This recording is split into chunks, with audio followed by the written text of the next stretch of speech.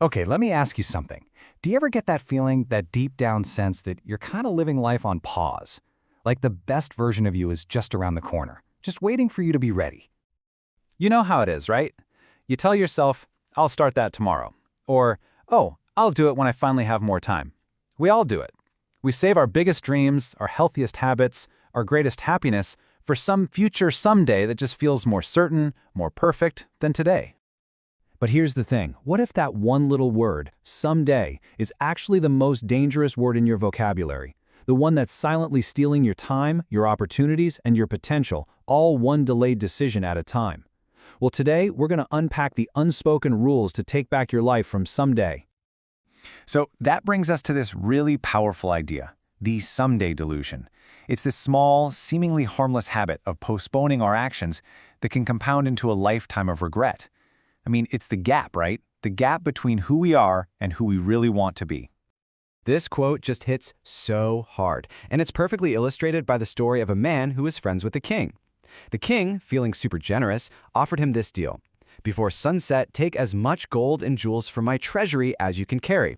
The man was overjoyed. I mean, you can imagine. But instead of rushing to the treasury, he went home to eat. Then he thought, you know what? I've got plenty of time. I'll just take a quick nap. And that's the trap right there. He napped, he rested, and by the time he woke up and ran to the palace, the sun had set. The doors were shut. He lost everything, not because of bad luck, but because he didn't value his time. He fell for the someday delusion, which in his case was really just later today. So, okay, how do we break this cycle? Well, the answer isn't waiting for some lightning bolt of motivation to strike. No way. It's about building something much more reliable: discipline. Think of it as the engine that runs even when inspiration takes the day off. An old fisherman once said that motivation is like a flash of light. It's intense, it's bright, but then, poof, it's gone. Discipline, on the other hand, is a slow-burning fire. It's not always spectacular, but it's consistent. It shows up every single day, whether it's cold, raining, or sunny. And that, right there, is the real key. This whole idea of slow, consistent effort is perfectly captured by the bamboo tree. Get this, for 4 straight years, a farmer waters the seed and sees absolutely nothing above the ground. People are probably laughing at him, but he keeps going. Why? Because for all those years, the bamboo was building this massive root system underground. Then, in the 5th year, bam, it just explodes, growing 90 feet in only 6 weeks. Your small, disciplined actions, those are your roots. You might not see the results today, but you are building the foundation for explosive growth. But mastering your time is only half the battle. The other half is fought right inside your own head. So let's talk about the mental traps that can sabotage even the most disciplined person. First up, the big one, the comparison trap. In a world of social media, it's almost impossible not to look at someone else's highlight reel and feel like your own life is lacking. We start asking, why can't I be like them? And that question is a guaranteed path to unhappiness. You know, there's a story about a crow who was unhappy with his black feathers. He wanted to be a beautiful white swan. But when he asked the swan if he was happy, the swan said, "No, I live in constant fear of being eaten." The swan thought the colorful parrot must be the happiest, but the parrot said, "Nope, I'm trapped in a cage for life." Finally, they decided the peacock must be the happiest, but the peacock revealed, "My beautiful feathers are painfully plucked to be sold." It was then the crow realized that he, being completely free, was the luckiest of all. Everyone has a hidden struggle. Comparison is just pointless. Now, the next mind trap is just as sneaky. It's the belief that our happiness is always waiting for us right after we get that one more thing. One more dollar, one more promotion, one more achievement. So, what does this number mean?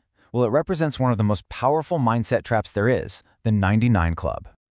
The story goes that a king's minister left a bag with 99 gold coins at a poor but happy farmer's house. The farmer, who had been content, found the coins and became obsessed with earning just one more to make it around 100. His joy just disappeared, replaced by stress and anxiety. He had 99 blessings, but he could only focus on the one he was missing. So the antidote to these traps, comparison and the endless chase for more, is presence. A wise man once gave a young man a glass of water, filled to the very brim, and told him to walk through the busy village and back without spilling a single drop. The young man did it.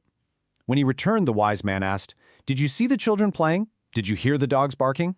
And the young man replied, "No, I was only focused on the glass." True peace comes when our mind is so focused on the present that there's simply no room for anything else. Okay, so we've talked about time and we've talked about mindset, but this all leads to the biggest question of all. What are we even working towards? What defines a successful life? It might not be what you think. So imagine this. A professor walks into a class with an empty jar. He tells his students this jar represents their life, and then he starts to fill it. First, he places several large rocks into the jar, until no more can fit. He asks, is the jar full? The students say yes. These big rocks represent the most important things in life. If you lost everything else but still had these, your life would still be full and meaningful. But then, the professor pours in smaller pebbles, which fill the gaps. Then he pours in sand, which fills the remaining space. And he explains, the sand represents the small, trivial stuff in life. If you fill your jar, your life, with sand first, spending all your time and energy on the little things, you will never have room for the big rocks. The point is so simple, but so profound. Identify your big rocks, your health, your family, your passions, and put them in the jar first. Build your life around what truly matters and let the smaller things fill in the gaps. This totally redefines what success is. It's not just about filling the jar perfectly. It's about the process. There's a beautiful story of a man carrying a cracked bucket. He felt like a failure because it leaked water on the walk from the river. But the water that leaked from his flaw ended up watering a beautiful path of flowers along the way. Your efforts, even your imperfections, can create beauty. So, to bring it all together, what are the key takeaways?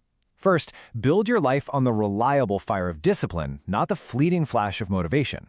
Second, win your inner game by avoiding the traps of comparison and the endless chase for more.